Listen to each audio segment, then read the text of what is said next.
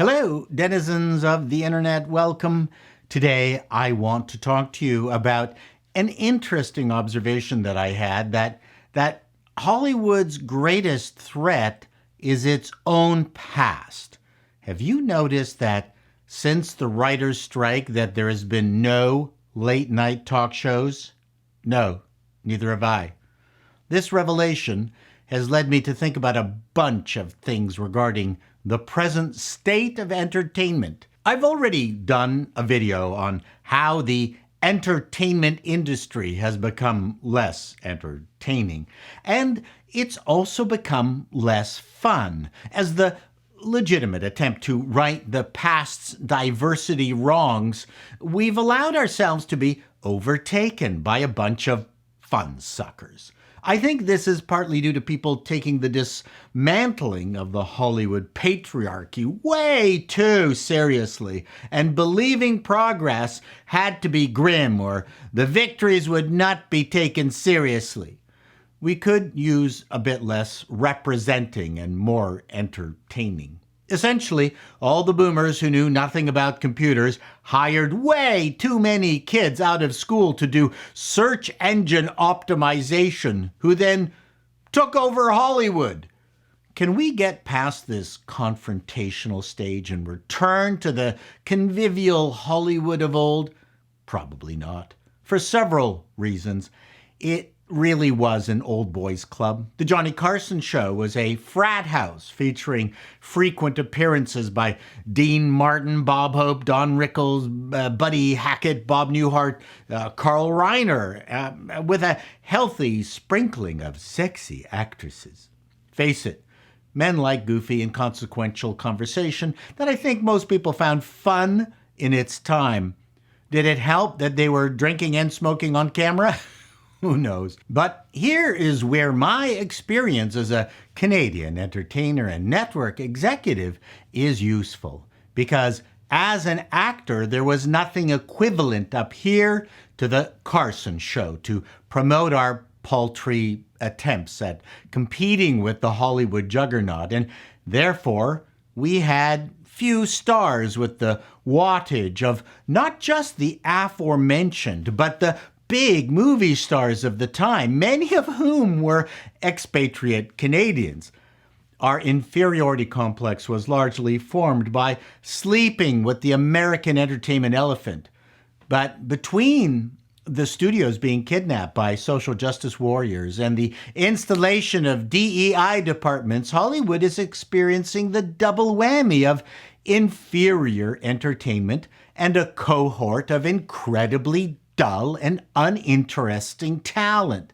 And worse, polarized talent that likes to tell us how wretched we, the audience, are. It's as if someone put a list together titled, How to Kill Off Hollywood. Congratulations to the studios, writers, producers, and actors. You have been executing the plan perfectly. No one wants to return to the boozy, drug-infused sexual harassment of old Hollywood, though things have not changed as much as you think. Sex is power. But for this Canadian, it's funny to see how today's Hollywood can't compete with its own past, just like we couldn't. Look no further than at the talk shows. Are they horrible because the hosts have stopped being funny? Yeah, I know that's a loaded question. Is it because few performers on them engage us in any meaningful way? You can trot out Sigourney Weaver and Matt Damon only so many times, and Robin Williams, unfortunately, is gone. I also think the entertainment industry is still suffering from the residual radioactivity of the Trump presidency. Left-leaning comics gorged on this parody of a human being, but even myself, who loathed the man, got tired of the never-ending Trump routines within a couple of months, while the left slid further into Trump derangement syndrome, going so far as to ostracize anyone who chose to openly align with him. That apparently was a crime, with the unfortunate fallout of making many iconic actors persona non grata.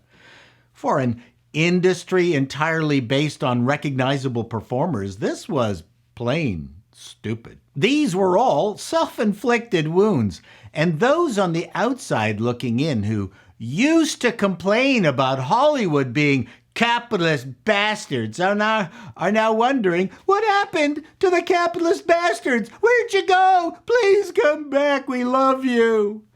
From my vantage point of having been in the network television business, I am constantly shocked at how the streaming services who still live cheek by jowl next to the network dinosaurs that are still roaming middle America have completely ignored the DNA of what made a network show successful. It seems the total freedom that streaming offered went to streaming showrunners' heads. If only they would combine the best of both worlds, the procedural nature of network shows with the production values and the continuing arc of a short-run series. Would it have been so hard to have The Witcher Geralt fight a monster of the week while continuing series story? Some of you are thinking, but that's not very creative. Correct. A TV series is a friend you invite into your living room. It's comfort food. It's mashed potatoes. Craft your art within the constraints of the repeating format, and you will have a better chance at a hit show. As I said earlier, this isn't about the loss of institutional knowledge. It's being ignored by the woke who, by definition, believe the entire past is bad. But it's clear you haven't invented any recognizable future. And what is Hollywood's answer to this? Of course, going all in on the diversity, equity, inclusivity acid trip, the Oscars instituted a diversity checkbox program for all nominees. Well, they recently made a slight adjustment. Only if you're pushing your movie for the Best Picture category will that be required. Boy, I can hardly wait to hear that slate. For the other categories, your movie staffing can be as racist and homophobic as you want. Whew! The Oscars are dying. How is restricting Best Picture nominees to those that are checkbox friendly going to help? Wakanda would never have been nominated. It wasn't diverse. There was only one white guy in it. Everything, Everywhere, All at Once might be considered too Asian under the new rules. Das Boot would never be nominated. No black Latino lesbians on the World War II German U-boat. I have always said we need more diversity of movies and TV than diversity in movies and TV because we know what a massive failure the Squid Game was.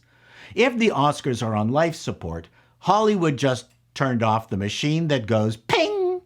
And so let's end here. For decades, there was nothing that symbolized Hollywood more than the Oscars. The fact that Hollywood is willing to kill it at the altar of social justice is worthy of a comedy movie. At the very least, you now know how us Canadians felt. Till next time, denizens, be seeing you.